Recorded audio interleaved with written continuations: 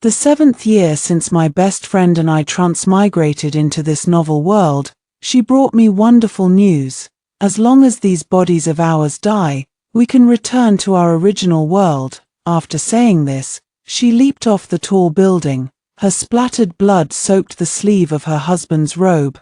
The man who had been accusing her of putting on an act just a moment ago stared with bloodshot eyes, his heart torn to shreds. I stepped past him, my gaze falling on the man not far away, who was holding their white moonlight in his arms and coaxing her softly. That man was my husband, the emperor of this realm. I thought, it was time for me to go home too. The night I witnessed Chu Yu's suicide, I was plagued by nightmares the entire time. When I woke up, my body was drenched in cold sweat, my hands and feet ice cold. The maids and attendants on duty in the inner chamber heard the commotion, immediately lit the lanterns, and came over to drape a thin quilt over me.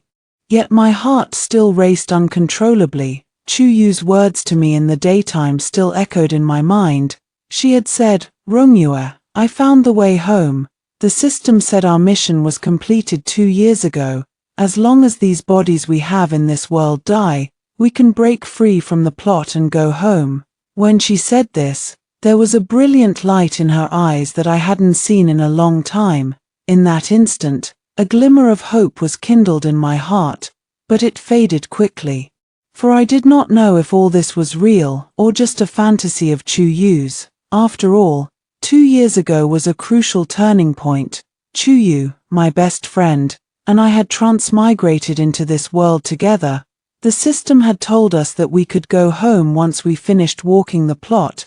To complete the mission, Chu Yu and I married Xiao Yu, the crown prince, and Xiao Chen, the third prince, respectively, becoming the famous virtuous wives in the capital. We supported them all the way, sharing weal and woe with them, until their hardships bore fruit. One ascended the throne smoothly as the emperor, and the other became a renowned virtuous prince under heaven. It was a perfectly harmonious plot, yet we just couldn't finish the mission, only because the system said there was one final level left. Chu Yu and I were confused, but we still went on with our days like this. Fortunately, Chu Yu and the virtuous Prince Xiao Chen truly loved each other, and their days were already as sweet as honey. And though Xiao Yu was the emperor, he never treated me poorly. In the Eastern Palace, I was his crown princess. His birth mother was the empress, yet she was not favored. The late emperor doted on the noble consort and the 9th prince she had borne.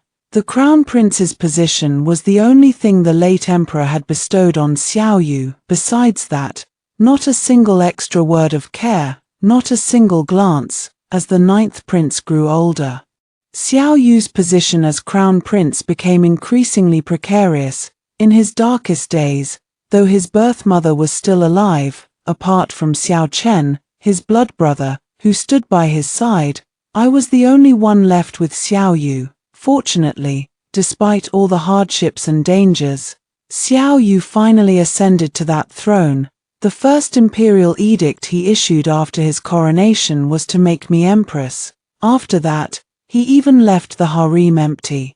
No matter how hard the civil and military officials of the previous court racked their brains to marry their daughters into the palace, Xiao Yu remained unmoved. He respected me and loved me, refusing to let me suffer any grievances.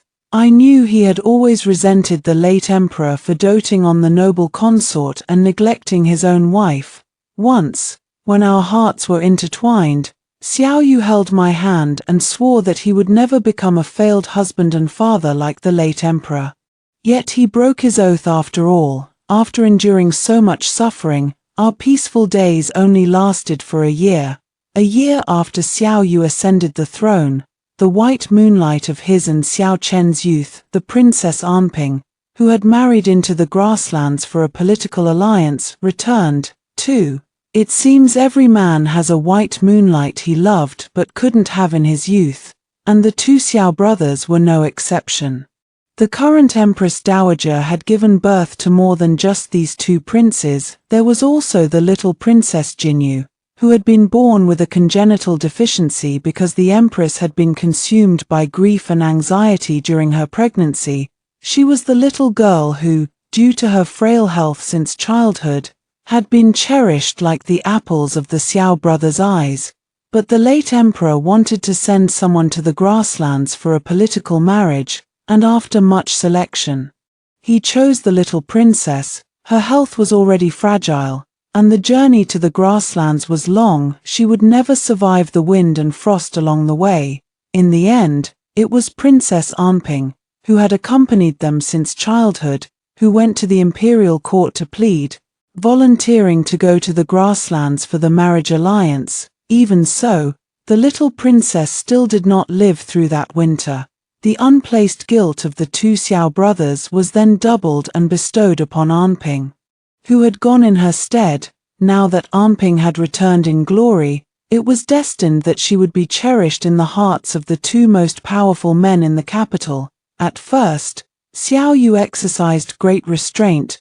The first one to lose his senses was the virtuous Prince Xiao Chen. The palace banquet that day was originally held to welcome Princess Anping's return. Somehow, someone just had to open their mouth, talking about the princess in front of everyone, saying that according to the customs of the grasslands, she should have married the new Khan after the old one's death. Yet she had been sent back. It was truly strange. This single sentence made Princess Anping, who was just about to enter, lower her head and shed tears in sorrow. It also completely enraged Xiao Chen, who had grown up with Anping. That day, the virtuous prince, who had always been gentle to others, fought with someone for the first time. He beat the man until his head was bleeding at the banquet. Someone had insulted the princess, and he could have punished that person in 1,000 secret ways.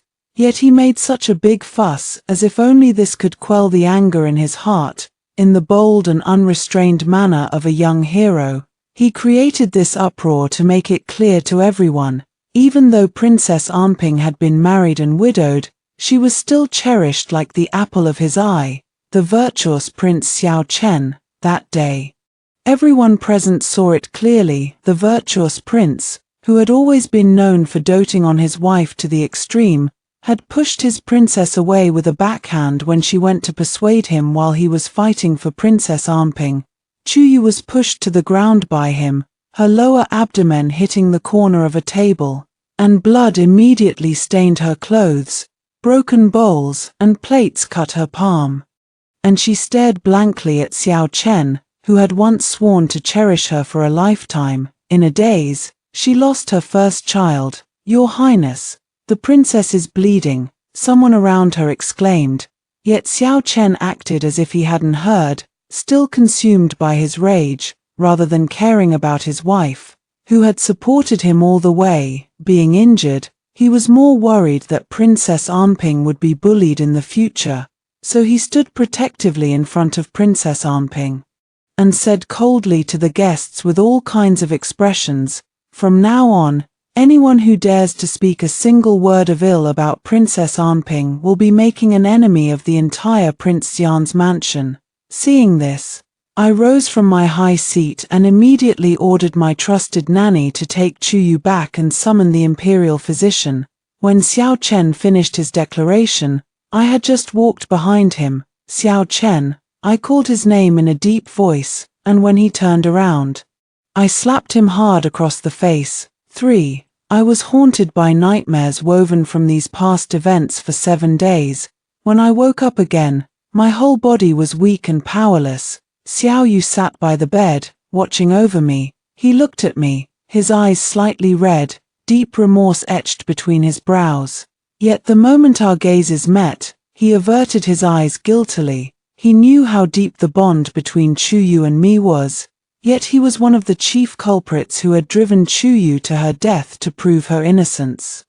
Chuyu died on the day he held a birthday celebration for Anping with the specifications of a palace consort. Before that, Chuyu had taken the token Xiao Yu had bestowed on her when he ascended the throne, and begged for an imperial edict for a divorce, but Xiao Yu had rejected it. Even though that token had been a royal promise Chu Yu had earned by protecting him with her life, yet to prevent Anping from being criticized for breaking up the deeply loving royal couple of the virtuous prince, he still chose to block Chu Yu's last way out. When Chu Yu died, her blood splattered and stained Anping's skirt. Anping was frightened, whimpered, and hid in Xiao Yu's arms, and he instinctively held her tightly, comforting her in a soft voice. It was only when our gazes met that Xiao Yu seemed to realize belatedly that the woman who had died a tragic death in front of him had once been his benefactor, who had assisted him wholeheartedly, disregarding her own safety. When he was in his lowliest days, Xiao Yu let go of his arms around Anping. Though he was already the emperor, he looked somewhat flustered. He wanted to say something, but I paid no more attention to him. I only walked forward slowly, gently wiping the blood from Chu Yu's face with my sleeve, then took off the token hanging around her neck. Wait for me a little longer. What is owed to us, I will take it back first before I leave. Chu Yu and I grew up in the same orphanage. She had been carefree since childhood, always able to ignore pain excessively, so she could adapt to any place. But I was different. I had always been petty, and would avenge every grievance, clenching my fist tightly to suppress the overwhelming anger. I did not look at anyone, and turned to leave straight away. I left Xiao Yu behind, and from start to finish, I did not say another word to him. From that day on, I closed the palace gates tightly and fell gravely ill. Now, Xiao Yu sat beside me, staring at me in a daze and helplessness. He wanted to reach out and brush the hair stuck to my cheek, but put his arm down under my cold gaze. Aren't you going to comfort Princess Anping? I couldn't help but sneer. She's such a delicate thing that she'll cry if someone speaks a little louder in front of her. After all, Chu Yu, who saved your life with her own, only lost her life. She was the one who was terribly frightened. Xiao Yu seemed to be choked by my words, and after a long while, he forced a bitter smile. Empress, don't be like this. Once, whenever he called me this, I would always remember my identity in time and give him a way out as he wished. But this time, I did not respond, only meeting him with silence. Xiao Yu did not wait for my thoughtfulness and tact. After a long time, he tentatively spoke a second sentence. Anping, she did not do it on purpose. I have punished her by confining her to her palace. I didn't even want to hear the rest of the sentence, and directly picked up the medicine bowl beside me and smashed it on him. The black medicinal juice stained his dragon robe. Get out, I spoke concisely and clearly. This was the first time in history that I had offended him so openly in front of everyone. The palace maids around fell to their knees in fear, trembling. Xiao Yu's expression was uncertain, and in the end, he turned and strode out the door in a fit of anger, his sleeves flaring. After Xiao Yu left, someone else came to see me. It was Xiao Chen. As a prince, he should never have entered the harem, but Xiao Chen had gone mad. He would rather be beheaded than break in. He said, Chu Yu must have left something to say to me. Jiyu Rongyue, tell me. Wrapped in a heavy fur cloak, I sat on the hall throne and stared at the man before me. His features twisted with madness, haggard and disheveled. He bore not a trace of the first young master of the capital, once renowned far and wide for his grace. At that moment, Xiao Chen's eyes were bloodshot as he bombarded me with questions, his voice breaking. Chu Yu wasn't putting on a show, was she? She always loved using such tricks to get my attention, to bully Anping. How could she have really jumped? How could she? Yes, ever since Anping's return, the sweet, soulmate days Chu Yu and Xiao Chen had shared were gone forever. Unlike me, who had locked away my heart from the very start, that foolish girl had truly fallen in love with Xiao Chen, a gentle, witty young prince and a girl who had fallen from the heavens to save him from despair. Their love had seemed the most natural thing in the world, so when she lost their first child, she wept every single day. At first, Xiao Chen was consumed by guilt. He stayed by her side constantly, repenting and swearing that such a thing would never happen again. But later, Princess Armping visited the prince's mansion and deliberately taunted Chuyu about the child's death. Chuyu lost control and struck her. When Armping returned to her residence, she attempted to hang herself, only to be saved by her servants. From that day on, the person Xiao Chen chose to comfort was no longer Chuyu, but Armping. You were right to blame me for the child's death. Unleash your anger on me if you must. But Armping never meant to harm you, yet you ruined her reputation and let the world condemn her. She has suffered enough. Chuyu, this is what we owe Armping. After that, such words were always on Xiao Chen's lips, and he drifted further and further away from Chuyu, the young prince who had smiled and tapped Chuyu's head with a folding fan when she first stumbled into this world. Clumsy and lost, then patiently taught her the ways of it, who had gently bandaged her wounds when she was hurt, who had stood up for her without hesitation when noble ladies framed her. He was gone, as if he had never existed. Armping's schemes to frame Chuyu grew more and more crude, but the man who was blind to the truth and deaf to reason saw nothing, and now, he knelt before me in agony, his voice raw. I only didn't want to regret it again. Once, I was too weak to protect Jinyu. I only hoped to protect Armping now, that was all. Why wouldn't Chuyu believe me? Aren't we husband and wife? Why couldn't she understand me? At this, a sharp, cold laugh burst from my lips. You are not worthy to be called her husband. Have you forgotten? Chuyu begged for a divorce from you a year ago. Xiao Chen's head shot up at my words, his eyes sharp with wariness as he stared at me. Jiyu Rongyue, what have you done? As soon as the words left his mouth, the sound of an imperial edict being proclaimed echoed through the hall. It was an edict approved by Xiao Yu. This time, he had accepted the token and granted Chuyu's request for a divorce made in her lifetime. From this day forth, the virtuous prince and his princess were divorced. The former princess of Xi'an would be laid to rest as a common virtuous woman, and would never share a tomb with Xiao Chen. I sat high on my throne, my gaze mocking as I looked down at Xiao Chen, husband and wife. From the moment you stopped trusting her, you were no longer worthy to be her husband. Then I fixed my eyes on his, every word sharp and clear. As for Chuyu's last moments, she did not mention you a single word. You thought she was putting on a show for you, but in her heart, you had long been nothing at all. Xiao Chen flew into a frenzy and was dragged away by the guards at the sides. I leaned back against the throne, weary, my gaze drifting to the shadows where Xiao Yu had stood, unbidden.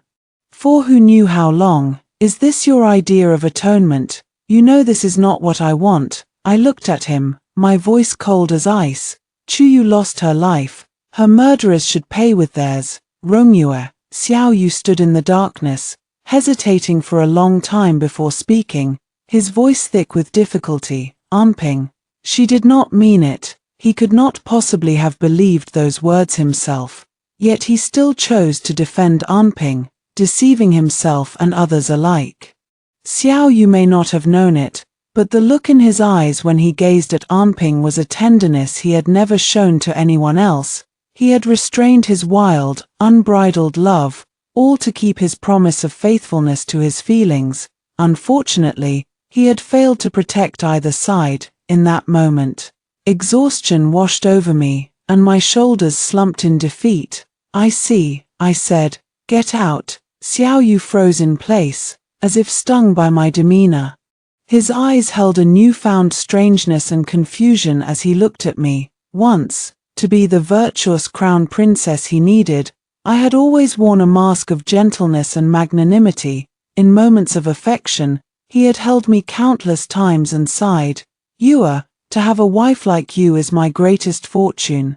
Now that I knew the way home, I no longer needed to hide my true nature. I said, "Xiao Yu, you cannot bear to kill her. You feel you owe her, so you repay that debt with the life of your benefactor." How utterly despicable! It was an act of sheer treason. Those words, Xiao Yu's face darkened. Empress, have you lost your mind? Yes, I said, laughing brightly as I stepped slowly toward him, lifting a hand to brush my fingers gently across his cheek. I said, Xiao Yu, I am going to die soon too. I don't want you anymore. That day, he fled the Wei Yang palace in utter disarray, so he did not hear my final words. I said, if I die, none of you shall live in peace either. 5. I have never been a generous person. I count every grievance, every slight, whether in love or in material things.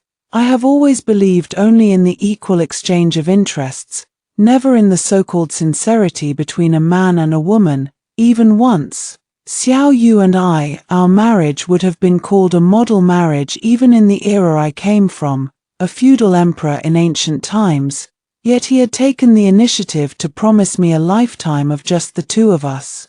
He had always treated me with the respect and love of an ordinary husband, never putting on the airs of an emperor in front of me. The whole world marveled at my great fortune, to have won the heart of the Son of Heaven, but I knew the truth. He had offered me the promise of a lifetime together only to distance himself from his own father.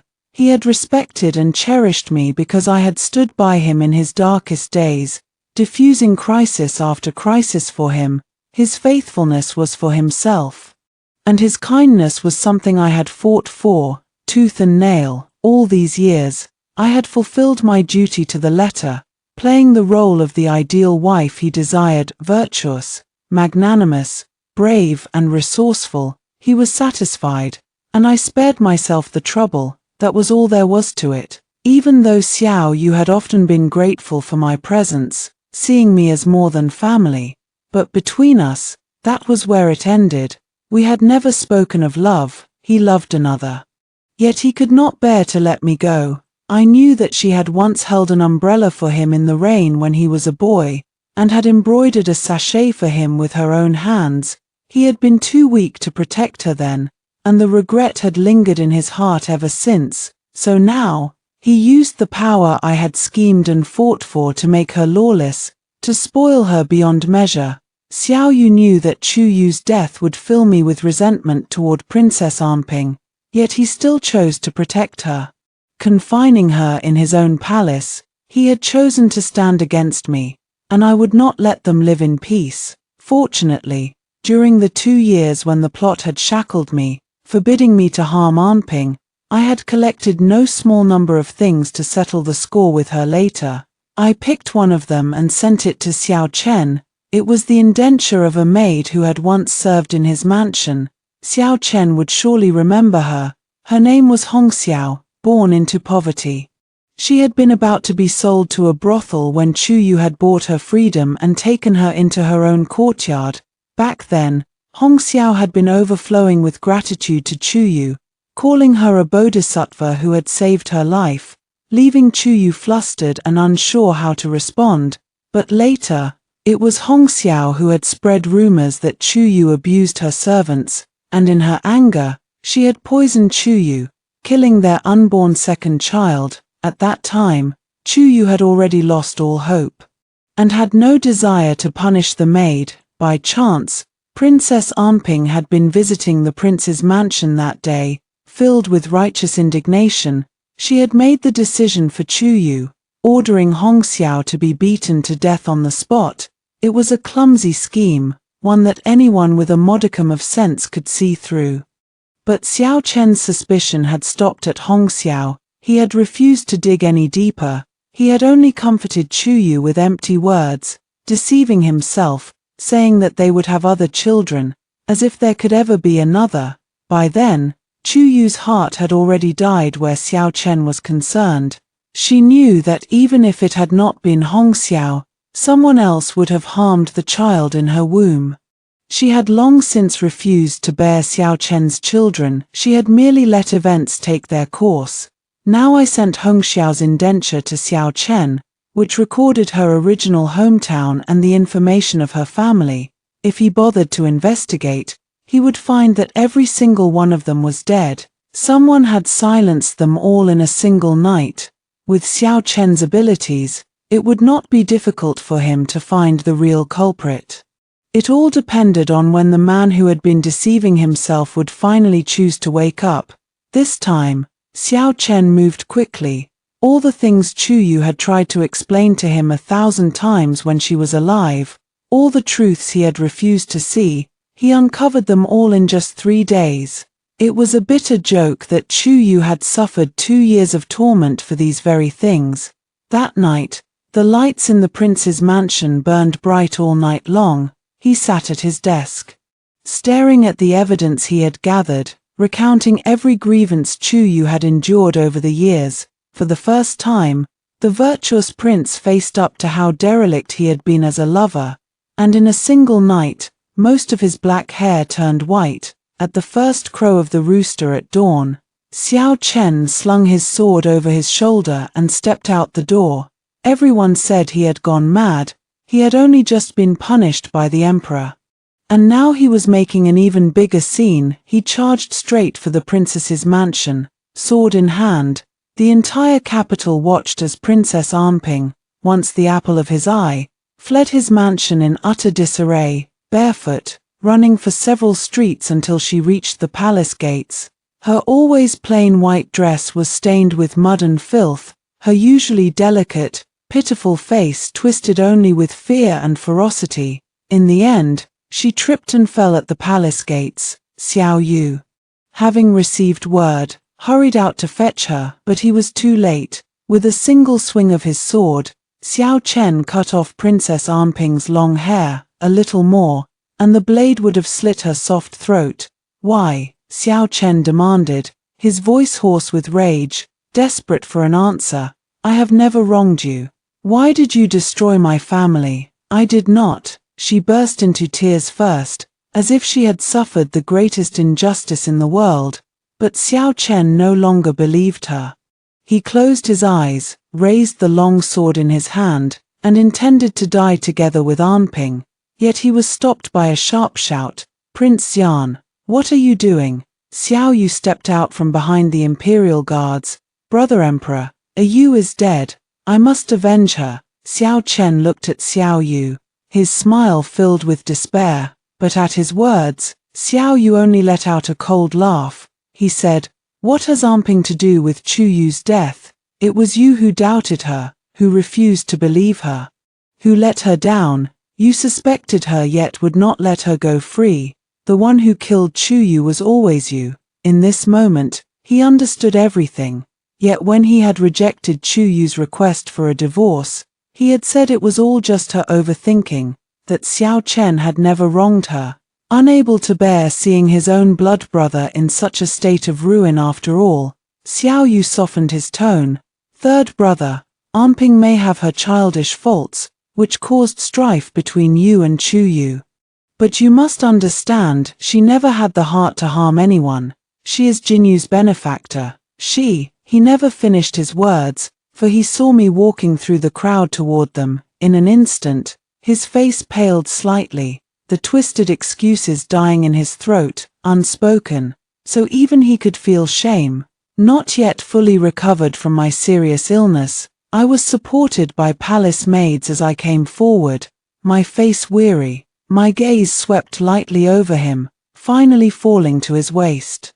And I suddenly smiled softly. The sachet I embroidered for your majesty once, do you still wear it by your side every day? Unprepared for this mention, Xiao Yu's expression flickered for a moment, then a soft, warm tone crept into his voice. That is the Empress's heartfelt gift. I have never let it leave my side for a single day. He had begged me for that sachet when we had just married. Once, only Anping's sachet had hung at his waist, after our marriage, to show his faithfulness to me. Xiao Yu had taken the initiative to ask me for one to replace it. Even though my embroidery skills were far from perfect, he had cherished it as a treasure, wearing it every day and caring for it dearly. Memories of the past stirred a hint of nostalgia on Xiao Yu's face. In the next moment, Anping's watery gaze shifted to Xiao Yu's face, and she called him in a mournful whisper, Your Majesty, brother, it hurts. 6. That single, clinging call of brother struck a knife into Xiao Chen's heart. Once, when An Ping and Chu Yu had quarreled, she had always loved calling him that. That tone, so like Jinyu's, had always made his heart soften despite himself. Brother, for the sake of this single word, I even deceived my own heart. His palm brushed An Ping's cheek, his eyes gradually clearing. So it turns out you can never replace Jinyu. Jinyu did not have such a vicious heart, yet for a poisonous woman like you, I hurt the one I loved. I never begged you to do any of this. You threw yourself at me of your own free will, you madman. Princess An Ping could bear it no longer, shoving Xiao Chen away violently, then lifting her skirt and fleeing towards Xiao Yu like a tired bird returning to its nest. Madman, of my own free will. Xiao Chen did not chase her, he only stood where he was, murmuring these words, stumbling back 2 steps, then throwing his head back and laughing wildly. I am more than a madman, I am the biggest fool in the world. His grief-stricken gaze crossed the crowd and landed on me. Jiyu Rongyue, I finally see the truth. It was not Chu Yu who desecrated Jinyu's spirit tablet, it was An Ping who paid someone to frame her. That Winter Palace banquet, it was An Ping who jumped into the water on her own accord, not Chu Yu who harmed her. And the civet cat she loved the most, An Ping threw it to its death too. And our child, I finally see the truth. But Maya Yu can never come back. As he spoke, overcome with sorrow. A trickle of blood seeped from the corner of his mouth. Xiao Chen paid it no mind. His voice choked with sobs as he recounted, one by one, the moments that had torn him and Chu Yu apart.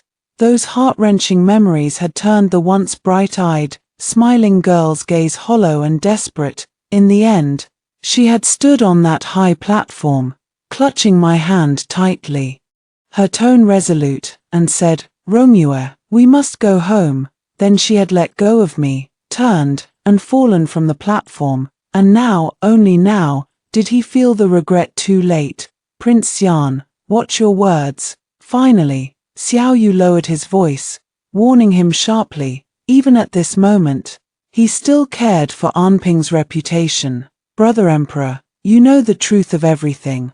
Why will you not wake up? Must you lose the Empress, just as I lost to you, before you are willing to see reason?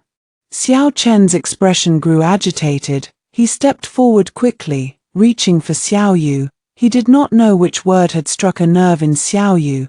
Xiao Yu let out a cold laugh and raised his hand, slapping Xiao Chen hard across the face. Xiao Chen's head snapped to the side from the force. After a long moment, he came to his senses and slowly smiled at Xiao Yu.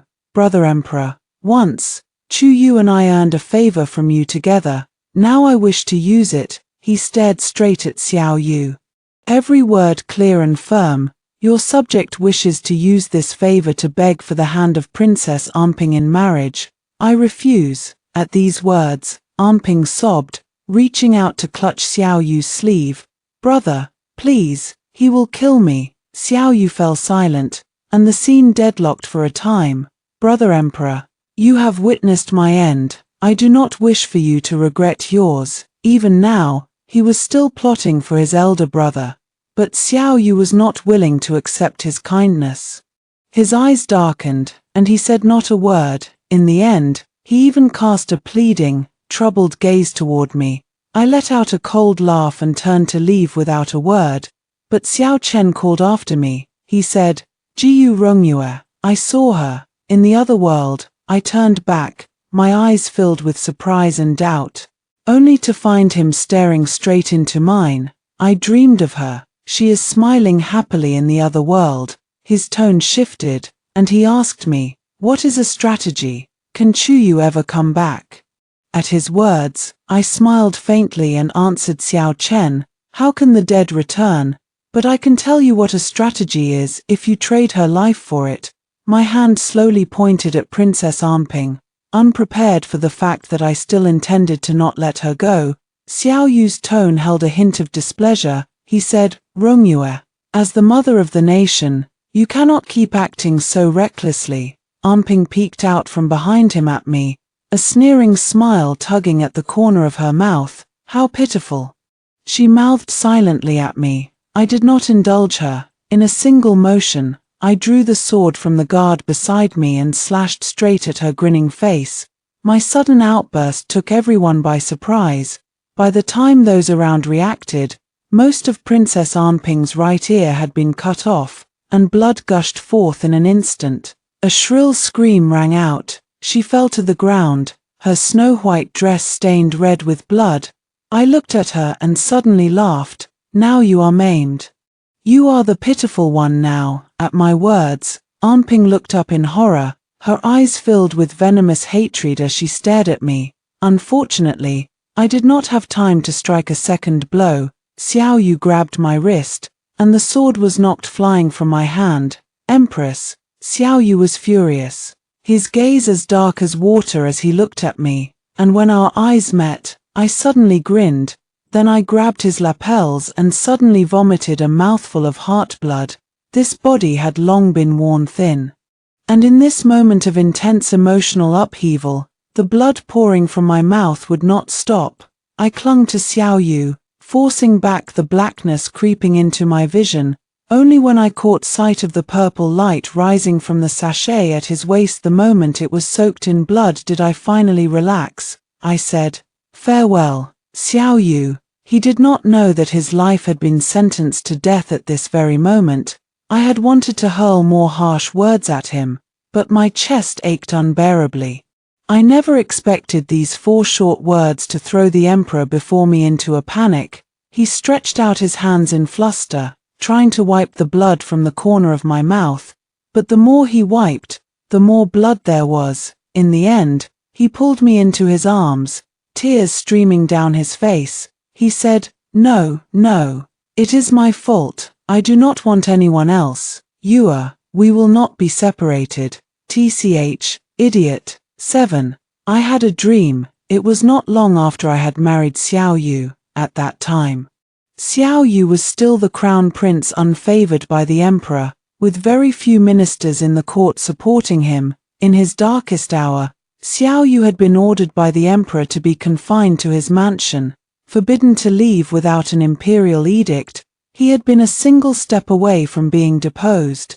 I begged the current Empress Dowager for help, but she had remained cold and unmoved, unwilling to wear away the little affection left between her and the late emperor for this matter. In the end, it was Xiao Chen, trapped in the Jiangnan region, who uncovered the list of officials who had embezzled disaster relief funds during the flood, and Chu Yu who had brought it back at the risk of her life. On the day I received the list, I disguised myself and, under the cover of night, held this dangerous bargaining chip and negotiated alone with a group of veteran ministers who had once supported Xiao Yu but now chose to wait and see.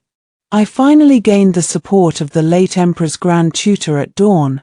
Before I left, he told me frankly that he had spent the entire night torn between whether to kill me outright and seize the list. After all, Xiao Yu had been worthless at that time.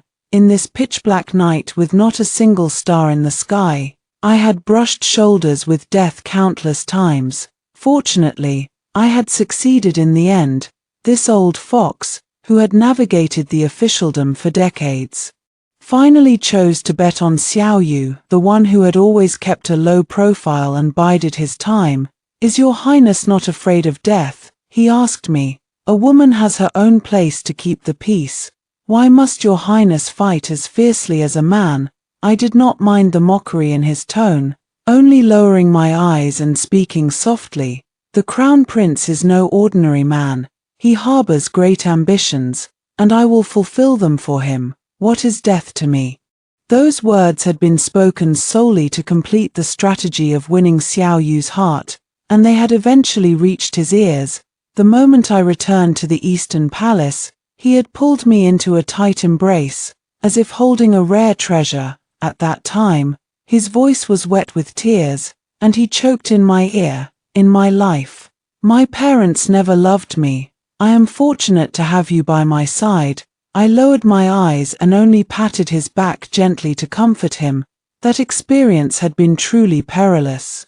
After the matter was settled, the four of us had once boiled wine under the moonlight. It was the first time I'd seen Xiao Yu drunk. He'd lost his usual sober composure, his eyes red like a child's as he said, "Father spurns me, mother spurns me, then I don't want them anymore. I have Rongyue.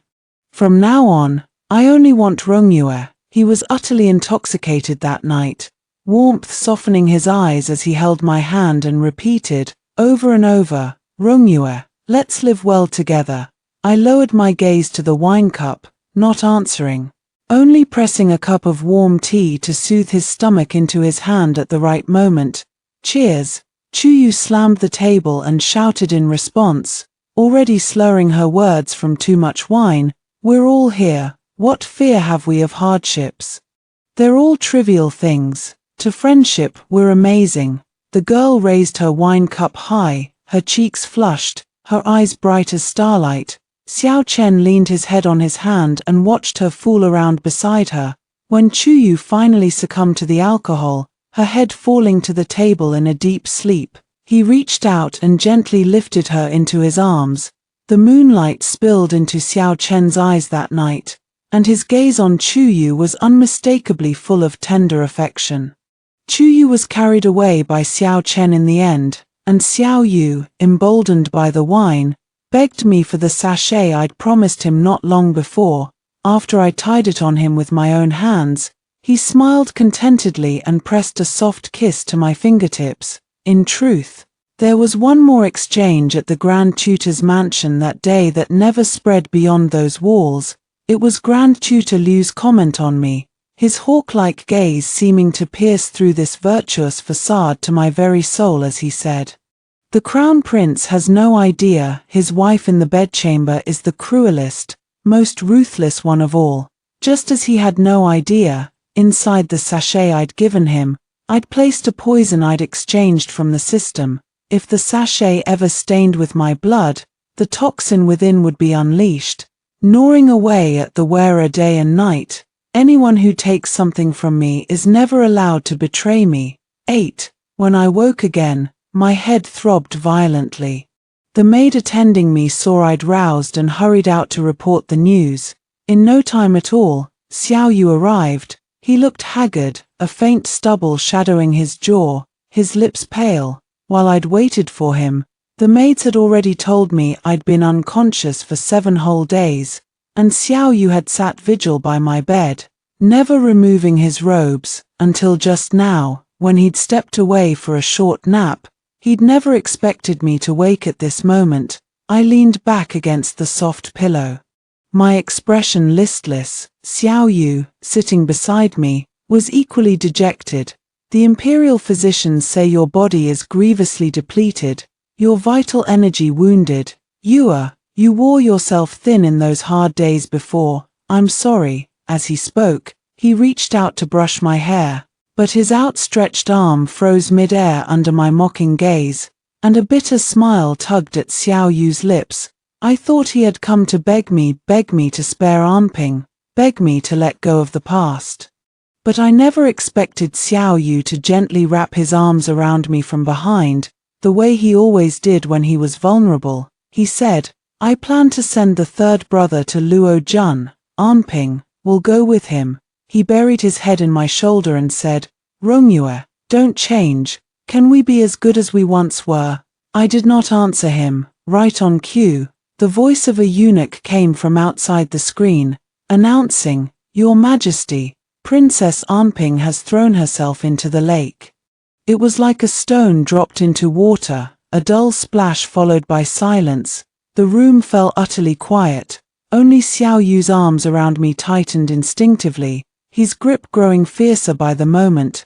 Finally, in the small hours of the night, a maid came to report again, this time, that Princess Anping was unconscious, her life hanging in the balance. Xiao Yu could sit no longer. He looked at me, his eyes full of guilt. "Anping is my benefactor after all. I cannot abandon her," he said. "I only go to see her, wait for me to come back." He would never come back, of course, and I would never wait. As soon as he left, I rose from the bed and walked to the window. A secret note lay on the sill. The messenger was long gone. I held the note to the candlelight and unfolded it. It bore an address. The world is full of hidden talents. After all, after reading it, I burned the paper in the candle flame, in the dead of night. Someone retrieved the order I'd placed in the second compartment of my dressing case. They would go to meet someone for me. Xiao Yu did not return all night. I could guess what had happened at Princess Anping's mansion. The poor thing fished from the lake had only woken slowly after Xiao Yu's arrival. She threw herself into his arms, weeping bitterly, saying only that she refused to leave the capital, refused to leave the emperor's side, Anping. The virtuous prince has sworn that if you leave the capital with him, he will not harm you.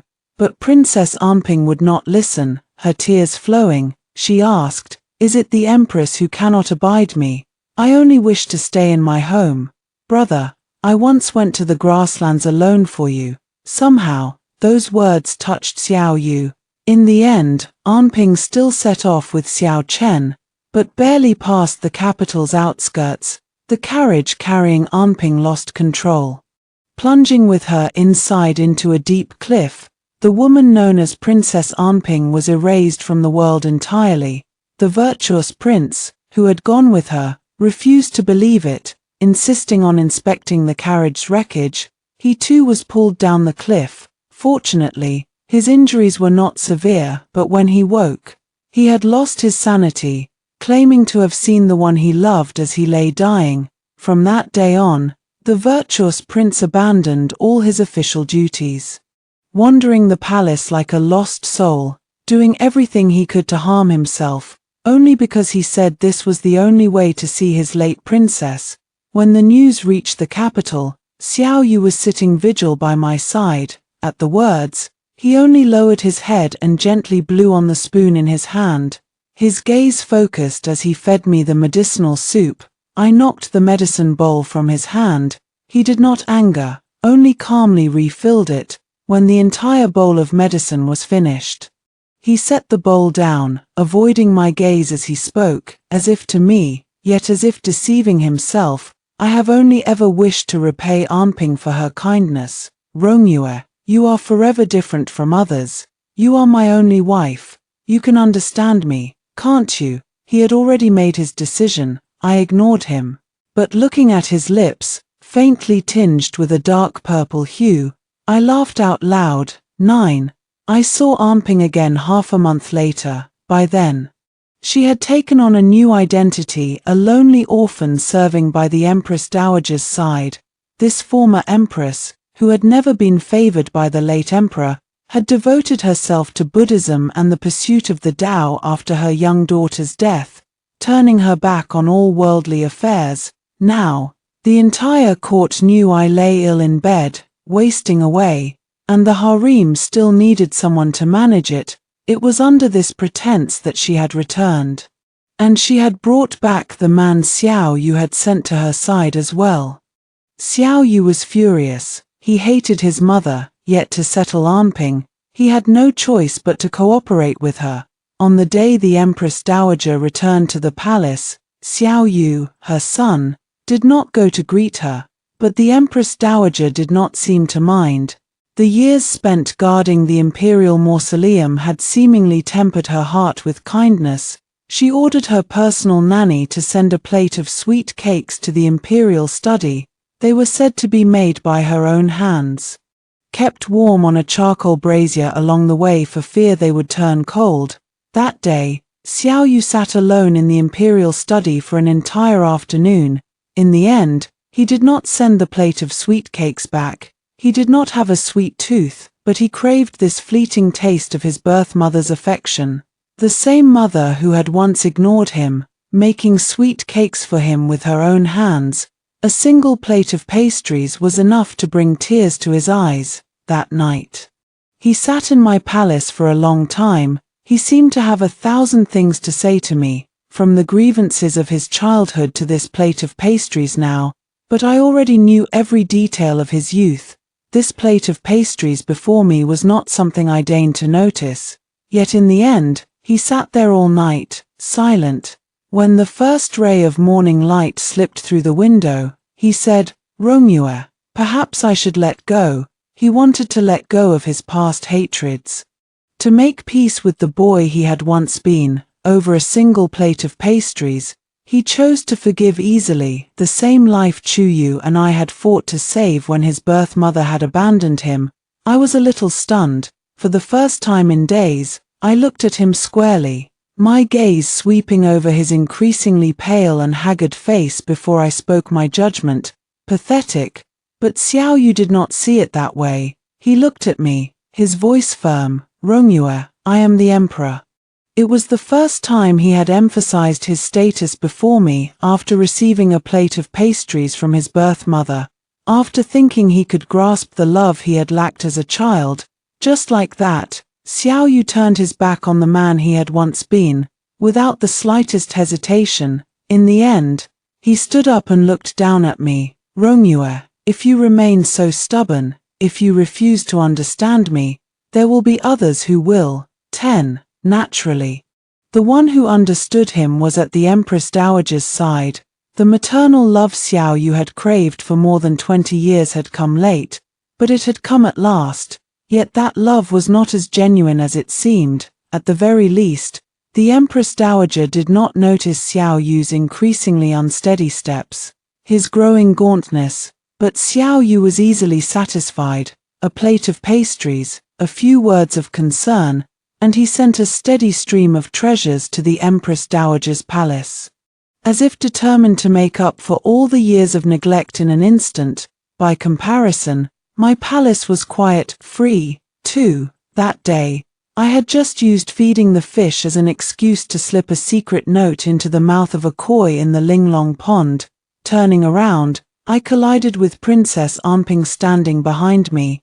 She wore a veiled hat, her loose hair hiding the half of her ear that was missing. "You're so pitiful," she said, looking at me with a taunting smile.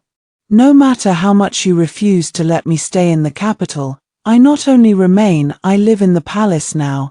The emperor even allows me to serve by his side. We are together, all day long." Seeing I did not react, she stepped closer, her words dripping with unhidden malice. She said, "You and your friend are both useless cowards." At her words, I tossed the last of the fish food into the pond and fixed my gaze on her. Anping's smile faded. I took only one step toward her.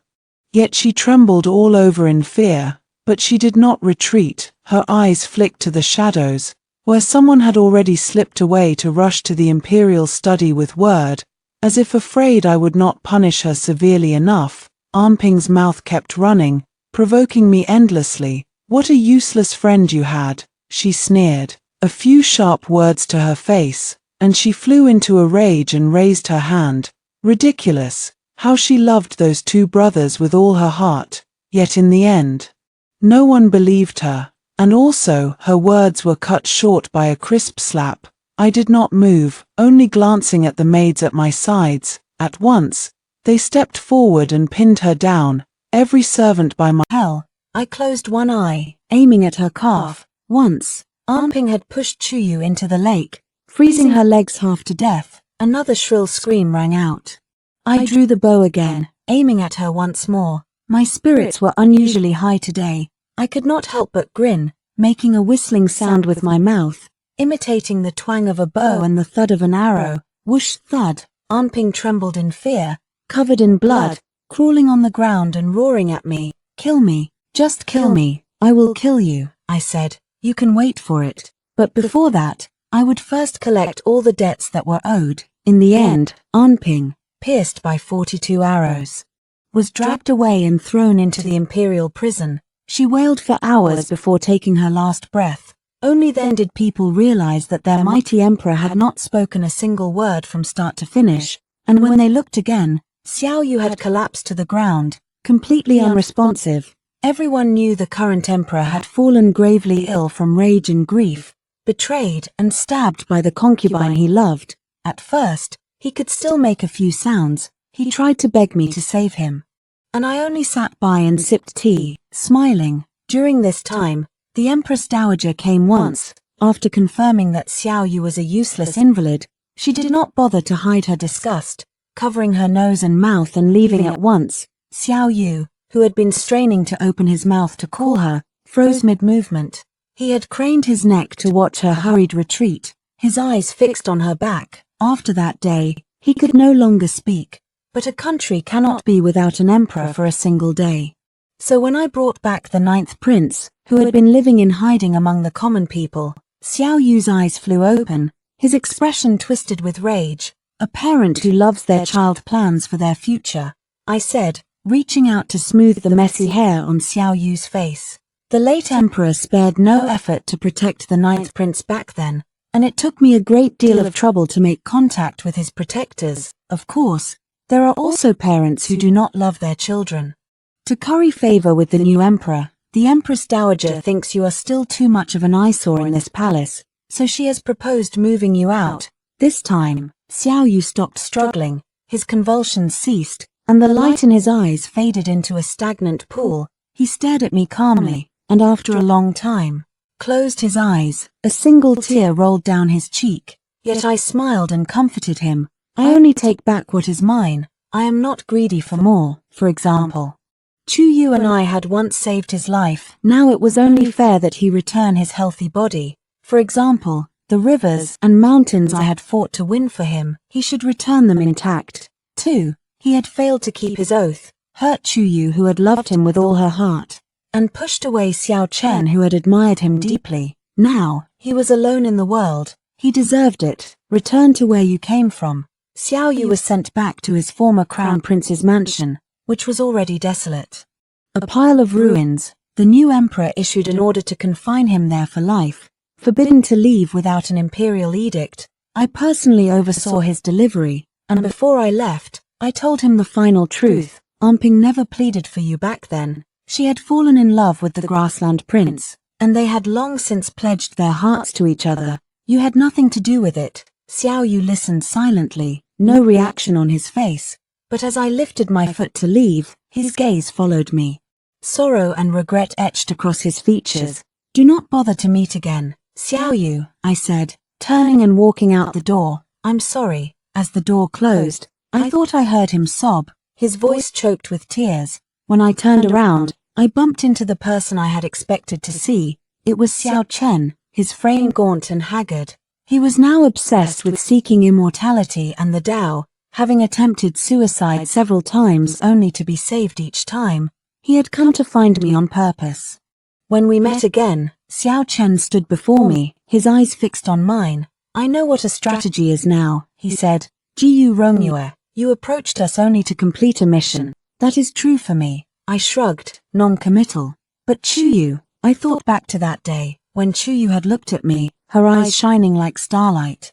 She had said, yeah, Xiao Chen loves me with all his heart. I want to stay here for him. After hearing my words, Xiao Chen's entire being seemed to light up again.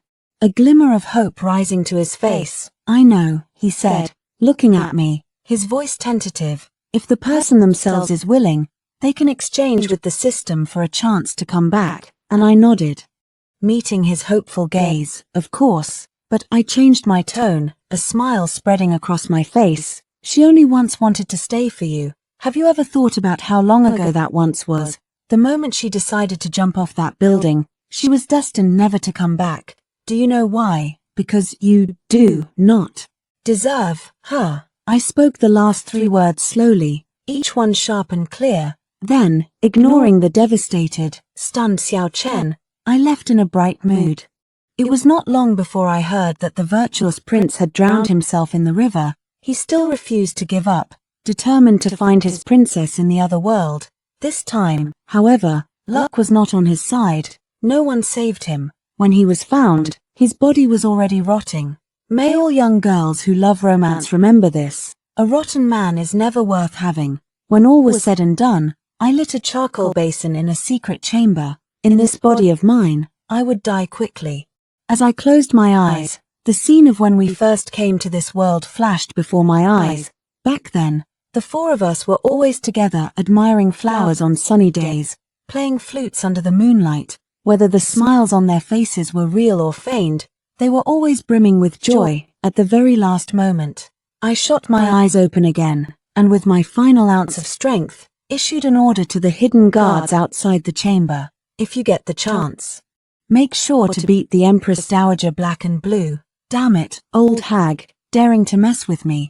I left this world with my eyes rolled skyward. 12. It was as if I had merely woken from a long dream. When I opened my eyes again, I was lying on a soft, large bed. I barely had time to stretch when Chuyu, drawn by the movement, practically pressed her entire face to my forehead. Yeah, baby, you're awake. She grinned at me foolishly, yet her eyes darted about guiltily. I silently sat up from the bed and began flexing my hands and feet. Seeing this, Chuyu stepped back in a hurry, her smile strained. Let's talk this over nicely. Nicely, we can work something out. I swear there's still room for negotiation. I paid her no mind, lunging forward to tackle her to the carpet and pin her down. Tell me, I pressed my weight on her, ready to poke my fingers straight into her skull. Are you ever going to be a love fool again? Woohoo, I'm sorry. I'll never grovel for a man ever again. Chuyu buried her face in her hands and sniveled loudly. After a moment, she peeked out from between her fingers and inched closer. Yeah, did you really go after them? I thought for a moment and nodded. More or less. Oh, Chuyu's voice was muffled, her thoughts a mystery. It didn't matter. If she dared utter a single word of sympathy for those men, my palm would fly to her face in an instant. Yet she had no time for such sympathies. Chuyu had made a far more thrilling discovery. The system transferred the money. We've got an extra 30 million in our joint account. Chuyu was over the moon, but my face fell. Only 30 million. We slaved our guts out for all that time and only got 30 million. Or I think 30 million is actually enough. Baby, where are you going? To settle accounts with the system. Ding, another 30 million just popped up. Chuyu cheered. That's more like it, I thought to myself, watching Chuyu's beaming, excited face. The tangible sense of being alive finally settled over me completely. I gazed at the sunlight streaming in through the window, knowing that every day from now on would be bright and brilliant.